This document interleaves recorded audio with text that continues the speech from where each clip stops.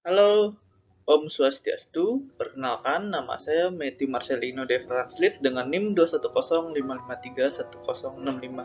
Saya dari Fakultas Teknik Mesin dan hari ini saya akan melanjutkan materi yaitu chapter 3 mengenai machining processes. Baik, pada rangkuman presentasi ini saya mengambil materi dari yang pertama, yaitu ada Handbook of Manufacturing Processes, How Products, Components, and Materials are Made yang dibuat oleh James G. Brala.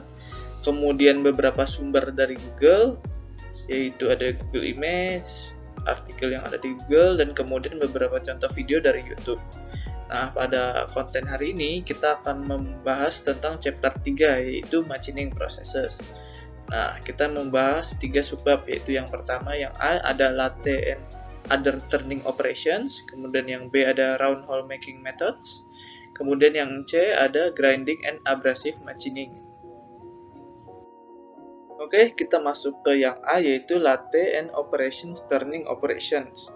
Nah, yang A pertama ada latte operations. Latte atau yang bisa kita sebut dengan mesin bubut itu merupakan mesin perkakas yang memutar benda kerja pada sumbu rotasi untuk melakukan berbagai proses seperti pemotongan, pengamplasan, knurling, pengeboran, deformasi, pembubutan muka, dan pemutaran dengan alat yang diterapkan pada benda kerja untuk membuat objek dengan simetri terhadap sumbunya. Oke, yang selanjutnya ada A1A yaitu turning. Nah, operasi ini merupakan operasi yang umum dalam mesin bubut. Dalam bentuknya yang paling umum, satu titik alat pemotong digerakkan pada jalur yang tepat dengan hormat ke benda kerja yang berputar.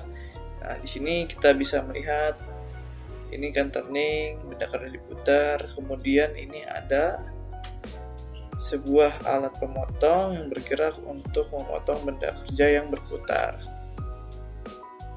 Oke, selanjutnya yaitu ada A1B yaitu form turning. Nah, ini terjadi ketika alat pemotong satu titik bergerak secara longitudinal di jalur selain garis lurus, atau ketika alat pemotongnya itu memiliki bentuk yang melengkung atau tidak teratur, itu ditumpankan di tepi secara real ke benda kerja yang berputar. Ya, seperti pada turning operation, ini kita bisa dia memiliki alat pemotong yang tak beraturan atau sudah punya aturannya sendiri dan ada bentuknya yang untuk memotong benda kerja yang berputar. Oke, selanjutnya yang A1C ada tracer turning. Nah, ini adalah proses pembentukan berputar. Gerakan pemotong ke dalam dan keluar saat bergerak secara longitudinal. Nah, sepanjang bagian dikendalikan oleh gerakan stylus seperti itu dikenakan terhadap templat atau bagian master. Nah, di sini kita bisa melihat ini mesin bubutnya ya. Dia memiliki gerakan secara longitudinal dan berputar. Nah, jadi dia bisa membuat sebuah benda jadi seperti ini. Ada dimensinya. Oke, masuk yang ke selanjutnya yaitu ada A1D, yaitu facing. Ini menghasilkan permukaan yang datar yang bidangnya berada pada sudut kanan terhadap sumbu rotasi bagian. Nah, jadi pada metode facing ini kita bisa melihat kita membuat sebuah permukaan yang datar pada bagian sininya. Mirip dengan turning, tapi bedanya kita membuat sebuah bidang pada bagian ujung secara datar gitu, memiliki ukuran yang datar. Oke, yang A1E ada grooving, yaitu alat pemotong biasanya tanah dengan lebar dan bentuk dasar yang dibutuhkan adalah dimasukkan ke dalam pekerjaan memotong alur yang diinginkan ukuran. Nah, kita bisa melihat di sini pada grooving ini kita menggunakan lebih dari satu benda pengerjaan, yaitu bisa 3 pada gambar ini. Jadi kita membuat dimensi seperti pada gambar, jadi dilakukan di saat waktu yang bersamaan untuk masukkan benda kerja sesuai yang diinginkan. Oke, selanjutnya ada A1F yaitu knurling.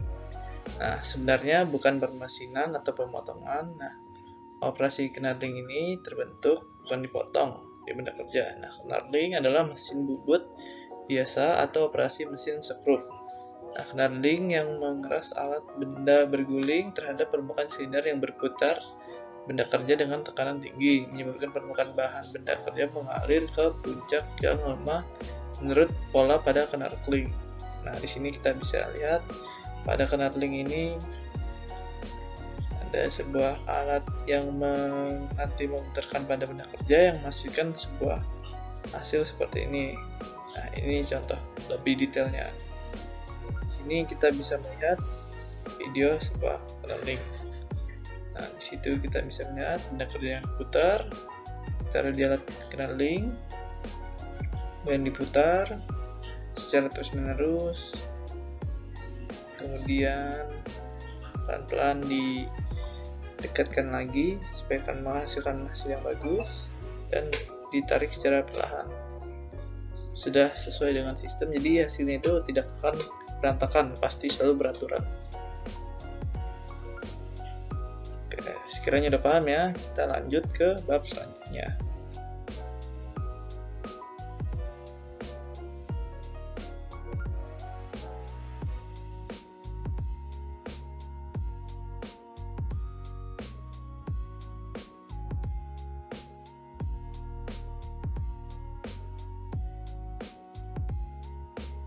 Oke, kita masuk ke A2A, yaitu ada engine lattice. Bubut logam atau bubut pengerjaan logam adalah kelas besar mesin bubut yang dirancang untuk permesinan bahan yang relatif keras secara presisi. Oke, selanjutnya yang A2B, yaitu ada turret lattice. Bubut turret adalah bentuk bubut pengerjaan logam yang digunakan untuk produksi berulang bagian duplikat, yang menurut sifat proses pemotongannya biasanya dapat dipertukarkan. Nah, jadi di sini digunakan untuk membuat bagian bubut secara ganda gitu, membuat digandakan barang-barang hasil jadinya gitu. Oke, selanjutnya A2C, yaitu ada screw machines. Ini adalah mesin bubut otomatis.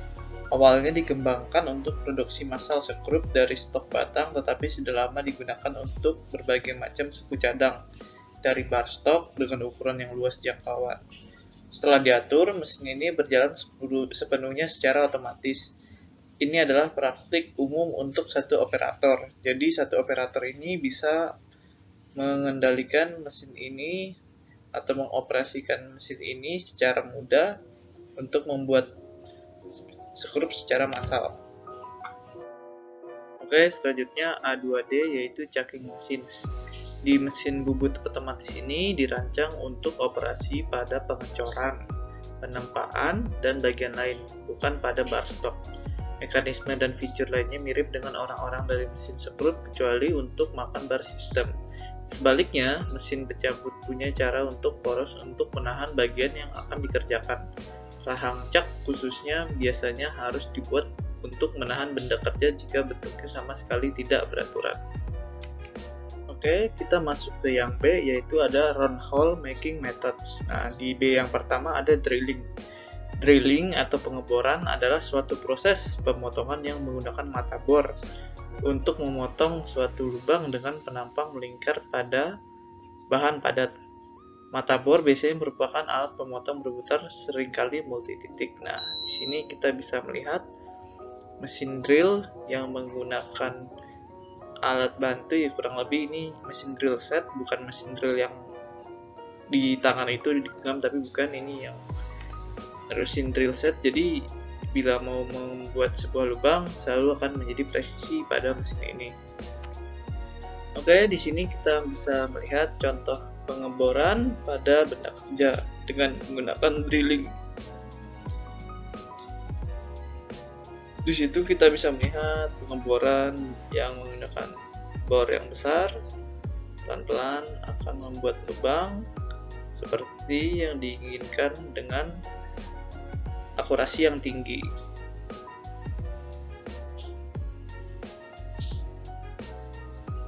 Kurang lebih dengan menggunakan alat ini akan selalu menghasilkan lubang yang akurat, presisi.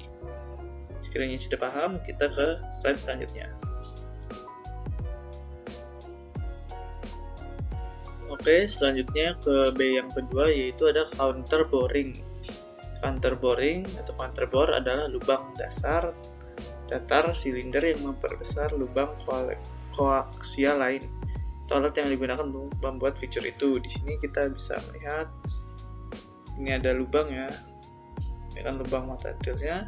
Dengan contour boring kita bisa membuat lubang lagi diameter lebih besar supaya nanti mur atau bautnya bisa masuk sesuai dengan lubang yang diinginkan. Nah, di sini kita bisa lihat ini lubang untuk masuk murnya. Di sini lubang untuk kayak dudukan murnya gitu. Oke, di sini kita bisa melihat contoh video contour boring. Di sini kita melihat ada alatnya itu. Jadi kita menggunakan lubang yang sudah dibor, kemudian kita menggunakan alat contour boring di mana itu membuat lubang lagi diameternya lebih besar. Nah, seperti pada video ini. Nah, selesai deh. Ini merupakan contoh contour boring yang dilakukan pada benda kerja. Jadi kita bisa memasukkan murnya dengan mudah, menghasilkan hasil benda kerja yang rapi. Oke, kita masuk ke B yang ketiga, yaitu ada countersinking.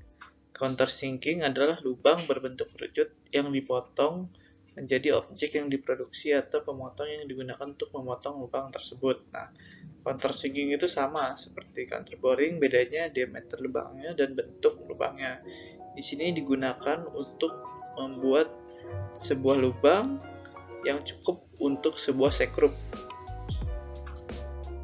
Oke, selanjutnya ke yang B4, yaitu rimming.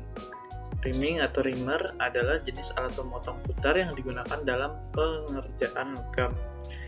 Rimmer presisi dirancang untuk memperbesar ukuran lubang yang dibentuk sebelumnya dengan jumlah kecil, tetapi dengan tingkat akurasi yang tinggi untuk meninggalkan sisi yang halus. Jadi dengan metode rimming ini, kita memperbesar lubang yang sudah dibuat dan memperhalus bagian sisi-sisi di samping lubang tersebut dengan presisi. Baik, kita masuk ke yang B5, yaitu boring. Boring bukan bosan ya, tapi berbeda. Ini adalah operasi yang memperbesar dan meningkatkan akurasi lubang yang ada. Nah, salah satu pengerjaan atau alat pemotong berputar di sekitar pusat sumbu lubang. Nah, bedanya itu dengan metode boring, dia memperbesar sumbu lubang dengan diameter yang super besar, jadi lebih besar lagi gitu. Berbeda dari operasi yang pertama, dia boring itu membuat lubang secara besar. Oke, masuk ke yang B ke-5A, yaitu ada jig boring. Ini dilakukan pada jig boring mesin, yang merupakan mesin bor vertikal atau akurasi yang sangat tinggi. Gerakan meja adalah sangat akurat dan spindle bantalan dibuat dengan sangat presisi. Mesin-mesin itu terutama digunakan untuk membuat jig, gauge, cetakan atau die, dan fixtures, terutama untuk tata letak dan lubang yang akurat di lokasi yang sangat penting. Oke, selanjutnya yang B5B, yaitu ada horizontal boring mills. Mesin bor horizontal atau horizontal boring mills adalah mesin berkakas yang membuat lubang dengan arah horizontal. Jadi seperti ada gambar, dia membuat lubang secara horizontal, seperti ke samping. Seperti itu. Baik, masuk ke yang B5C, yaitu ada vertical boring mills. Mesin bor vertikal atau vertical boring mill adalah mesin berkakas yang membuat lubang dengan arah yang vertikal. Jadi dengan mesin bor ini kita membuat lubang searah vertikal, yaitu ke atas. Kalau tidak ke atas, ke bawah. Sama aja secara vertikal. Selanjutnya masuk ke B yang ke-6, yaitu ada gun drilling atau bor pistol. Nah, bor pistol adalah bor bergalur lurus yang memungkinkan cairan pemotongkan disuntikan melalui badan berongga bor ke permukaan pemotongan. Kita bisa lihat pada video. Ini merupakan proses gun drilling. Di sini kita bisa melihat ada mata bor yang panjang yang akan digunakan untuk mengebor sebuah pipa.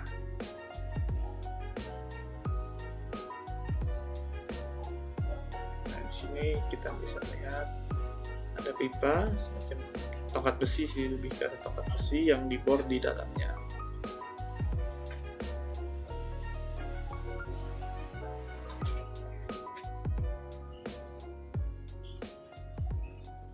Nah, situ bisa lihat secara perlahan dibor di bagian dalam tongkat besi tersebut.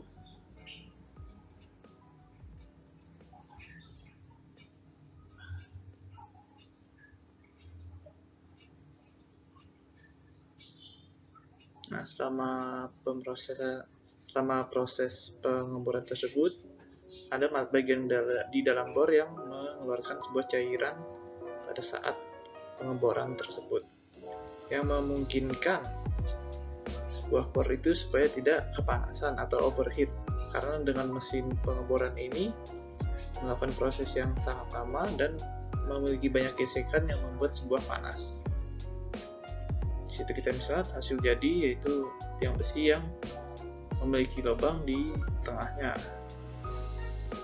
Oke, selanjutnya ke B7, yaitu ada trepanning. Nah, trepanning yaitu membuat alur melingkar di benda kerja melalui penggunaan satu atau lebih pemotong atau memotong gigi berputar tentang sumbu pusat. Nah, jika alur dipotong sepanjang benda kerja, lubang dibuat dan bagian tengah melingkar diproduksi. Jadi ini maksudnya apa? Jadi kita membuat sebuah alat pengeboran di mana bagian mata bornya itu hanya di samping-sampingnya aja, seperti pada gambar ini.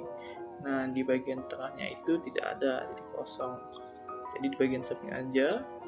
Kemudian bor ini dinyalakan berputar, terus diturunkan untuk membuat hasil bor di mana bagian samping dari plat saja yang terkena mata bornya. Jadi menyisakan bagian plat yang utuh di tengahnya gitu. Oke, kita masuk ke yang bab C, yaitu grinding and abrasive machining.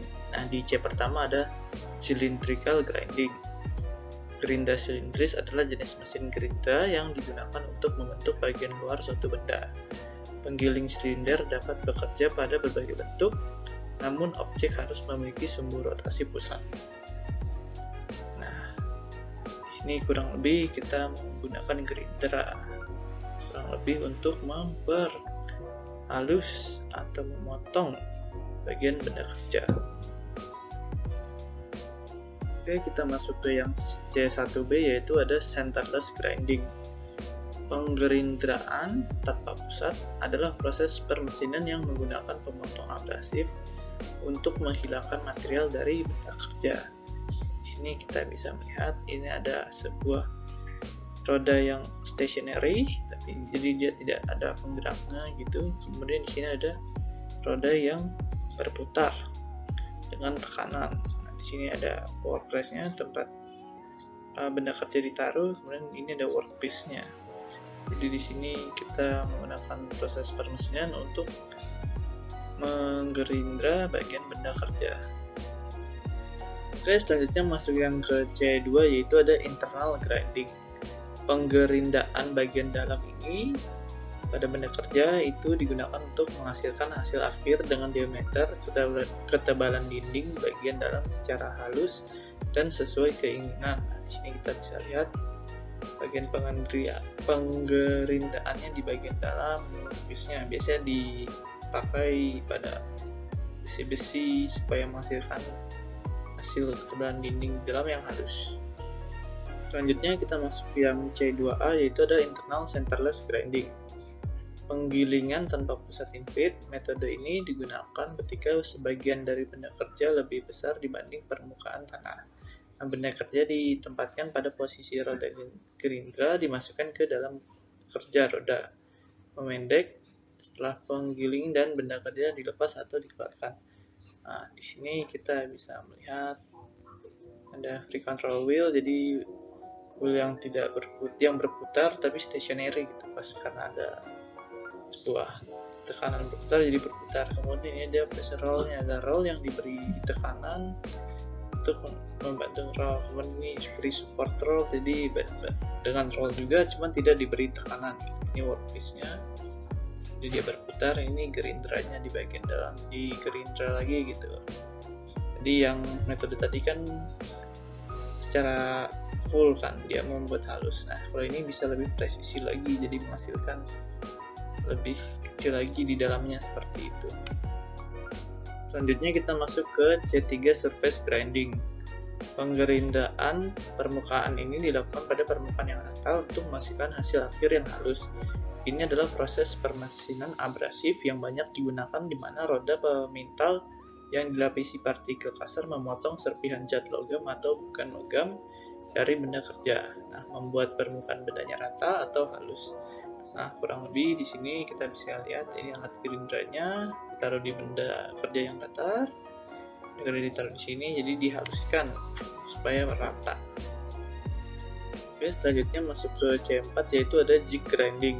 Jig grinder adalah alat mesin yang digunakan untuk menggiling bentuk dan lubang yang rumit, di mana tingkat akurasi dan penyelesaian tertinggi dibutuhkan. Jig grinder sangat mirip dengan jig borer karena posisi meja dan spidolnya sangat akurat.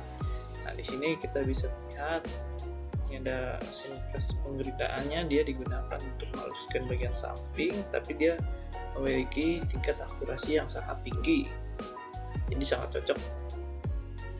Selanjutnya masuk ke yang C5, yaitu ada low stress grinding. Ini adalah variasi penggilingan konvensional yang tujuannya adalah untuk meminimalkan. Nah, tekanannya dikembangkan di benda kerja oleh grinding operasi. Ini berbeda dari penggiling konvensional dalam tingkat infeed atau downfeed. Rodanya yang sangat rendah sering berpakai kasar, lebih lembut, berbutir, terbuka roda, dan aliran pendingin liberal digunakan. Selanjutnya kita masuk ke C6, yaitu plunge grinding. Ini hanyalah tipe pusat operasi penggilingan di mana tidak ada yang melintang umpan dari roda gerindra. Sebaliknya, roda diberi makan langsung ke dalam karya. Jika roda didandani suatu bentuk itu digerus ke dalam benda kerja. Nah, di sini kita bisa lihat ini grinding wheelnya ya, atau bisa dibilang gerindranya. Kemudian ini input motionnya, dia berputar seperti ini. Kemudian ini benda kerjanya, jadi dia melakukan sebuah permesinan gerindra di bagian tengah untuk mengecilkan dan menghaluskan. Oke, di sini ada contoh video dari plunge grinding. Kita lihat alat-alatnya, yaitu masih otomatis, sudah dengan bantuan robot. Kemudian benda kerja ditaruh di sini. Kemudian dilanjutkan dengan proses plunge grinding. Di gerindra di bagian dalam sininya supaya menghasilkan hasil jadi yang halus dan menghasilkan datar seperti ini. Kurang lebih seperti itu ya plunge grinding.